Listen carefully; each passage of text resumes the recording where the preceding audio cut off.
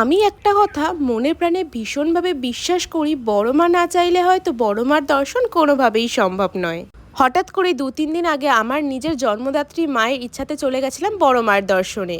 একদম ভোর ভোর ঘুম থেকে উঠেছি, ৬টা নাগাদ উঠে স্নান সেরে রেডি হতে বসে পড়েছি। একদম পিঙ্কিশ রেড টাইপের একটা 3 পিস চুড়িদার পরেছিলাম, যেটা আমি অফলাইন থেকে কিনেছি। একদমই সিম্পল একটা মেকআপ লুক করেছি, সূর্যের আলোতে সকালবেলা একদম মেকআপটা করছি। গ্লোটা দেখো, ওয়াও! মেকআপে আমি যা যা ইউজ করেছি প্রতিটা জিনিস কিন্তু তোমাদের সাথে শেয়ার করে দিয়েছি। আর মেকআপ লুকটা আমাকে কেমন লাগছে অবশ্যই লাস্টে গিয়ে তোমরা কমেন্ট করে জানাবে। আমি জানি না নিজে কতটা ভাগ্যবতী, তবে এক ডাকে বড় মার দর্শনে গেছিলাম আর খুব ভালোভাবে দর্শন পেয়েছি। তারপরে আজকে ছিল নীল ষষ্ঠী, একদম ফাঁকায় ফাঁকায় মাকে দর্শন করেছি আর মায়ের চোখের দিকে তাকিয়ে না অনেকক্ষণ নিজের কথা শেয়ার করেছি।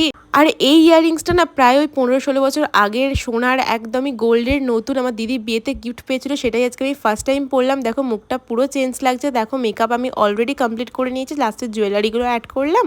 তোমরা কারা কারা আমার মতো প্রথমবার বড় মাকে দর্শন করেছো কমেন্টে জানিও। আর আজকের গেট রেডি লুকটা না আমার এত পছন্দ হয়েছে, আমি কি বলবো তোমাদেরকে। সবাই কিন্তু কমেন্টে জয় বড় মা লিখতে একদমই ভুলো না। ফুল ভ্লগ আসছে, তার জন্য পেজটা ফলো বা সাবস্ক্রাইব করে দিও। চলো দেখা